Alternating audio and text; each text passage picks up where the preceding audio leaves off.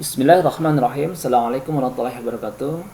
Yang saya hormati Bapak Profesor Dr. Haji Ahmad Wajah beserta Ibu Dr. Dewi serta teman-teman yang saya banggakan, izinkan saya untuk menyampaikan maksud dan tujuan penciptaan makhluk atau khalqul bashar sebagai landasan religius tujuan pendidikan Islam. Sebagai pendahuluan bahwa semua makhluk yang diciptakan oleh Allah di dunia ini mempunyai tujuan. Dan setiap makhluk itu ada yang mencipta, yaitu sang khalik. Di antara makhluk yang Allah ciptakan adalah manusia, yang mana manusia itu makhluk yang paling sempurna, yang berbeda dengan yang lainnya. Dalam Al-Quran disebutkan manusia itu diciptakan dengan la ta'lamu syai'an, tidak tahu apa-apa, kemudian diberikanlah kepada mereka itu as-sam'a, al-absar dan al-fu'an, dengan tujuan manusia bisa berkembang dan bisa hidup lebih baik.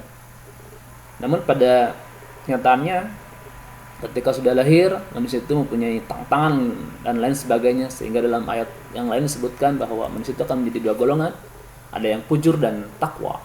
Yang fujur akan masuk ke neraka dan yang takwa masuk ke surga.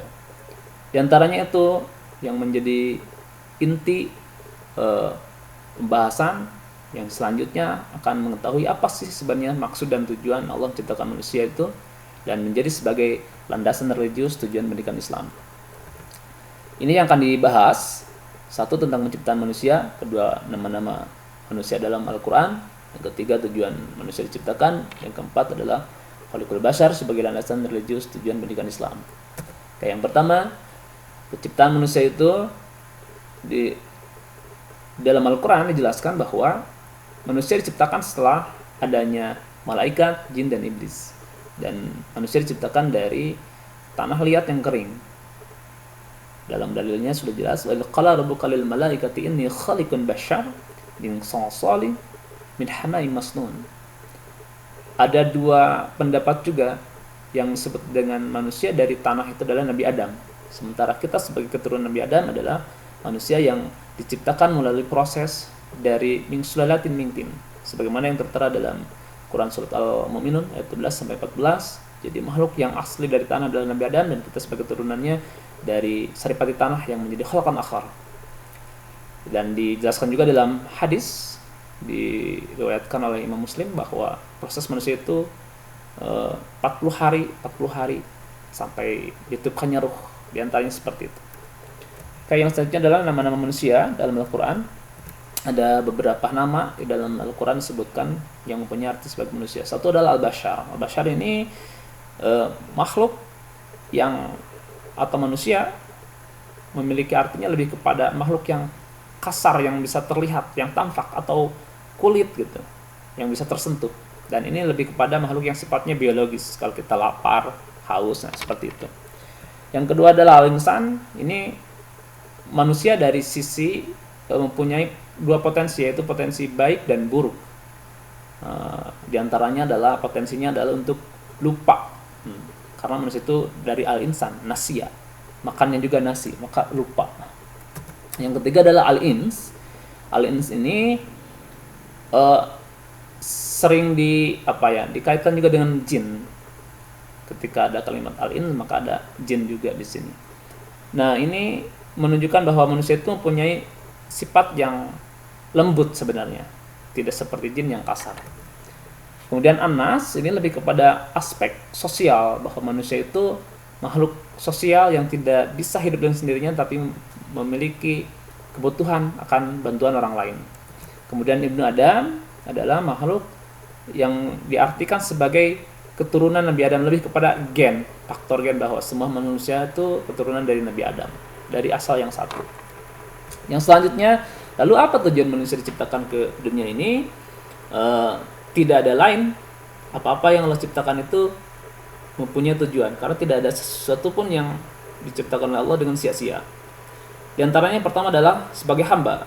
Hamba di sini diartikan bahwa manusia itu harus taat, patuh, tunduk pada Allah, dalam artian beribadah sepenuhnya. Cuman ibadah di sini manusia harus berbeda dengan makhluk yang lain, karena ketika beribadah, makhluk lain pun beribadah, tapi manusia itu harus beribadah dengan sempurna, yakni secara vertikal pada Allah, secara horizontal pada makhluk yang lain. Sehingga ibadah di sini menekankan manusia harus beribadah pada Allah dan makhluk yang lainnya. Dalam artian vertikal horizontal yang tadi. Nah, ini pun jelas dalilnya bahwa manusia itu harus beribadah. Wa ma khalaqtul jinna wal insa illa liya'budun. Di antaranya seperti itu. Kemudian yang kedua adalah sebagai khalifah. Khalifah ini mempunyai arti bahwa manusia itu sebagai pemimpin atau pengganti, yang mana menggantikan manusia yang sebelumnya hadir, maka digantikan oleh manusia yang kemudian lahir. Diartikan pengganti karena manusia harus menjadi generasi yang selanjutnya yang bisa memegang amanat dari Allah sebagai khalifah, sebagai pemimpin, yang mana nanti harus mengurusi semua isi bumi, diantaranya mengurus bumi ini agar terjaga, jangan sampai dirusak. Maka manusia itu sebagai khalifah diartikan juga sebagai makhluk yang memberikan manfaat kebaikan pada orang lain, tidak memberikan mafsadat tapi kemaslahatan bagi manusia yang lainnya atau makhluk yang lainnya. Itu dimaknakan dari khalifah. Kemudian dari tujuan itu sebagai satu tadi hamba dan kedua sebagai khalifah, apakah manusia ketika diciptakan itu sebagai khaliqul bashar, ada enggak itu sebagai landasan religius terhadap tujuan pendidikan Islam? Sebenarnya kita harus memahami dulu tentang pengertian tujuan pendidikan Islam itu sendiri.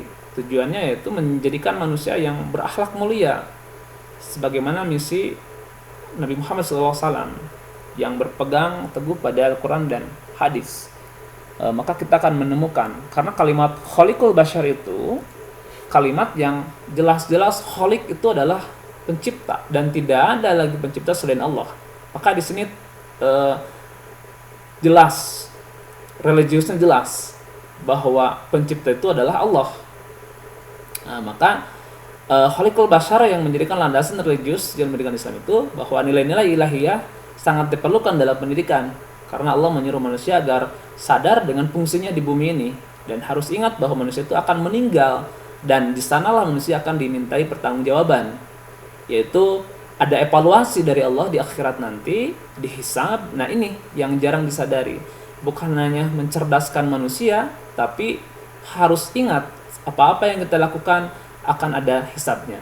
Kalau kita ingat ke sana, maka kita tidak akan mau merusak bumi ini atau melakukan maksiat karena takut akan adanya hisab dari Allah Subhanahu wa taala.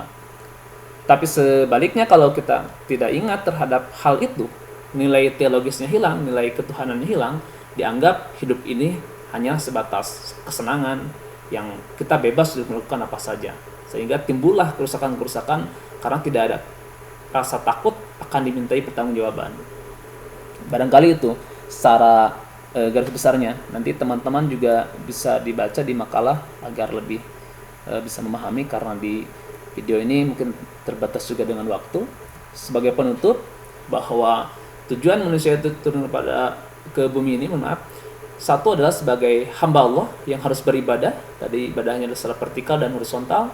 Kemudian yang keduanya, manusia itu dilahirkan ke bumi ini sebagai khalifah yang bertugas untuk menjadi seorang pemimpin, pengganti, yaitu orang yang memberikan manfaat kepada orang yang lain karena sudah jelas diberikan misi ke bumi ini, kemudian dibekali dengan ilmu pengetahuan. Sementara khaliqul bashar merupakan landasan religius tujuan pendidikan Islam, karena dari mulai diciptakan manusia oleh Allah itu sudah jelas-jelas Allah menegaskan bahwa akulah seorang pencipta, al-khaliq, yang tidak ada khaliq yang lain gitu, karena hanya Allah lah yang menjadikan khaliq itu.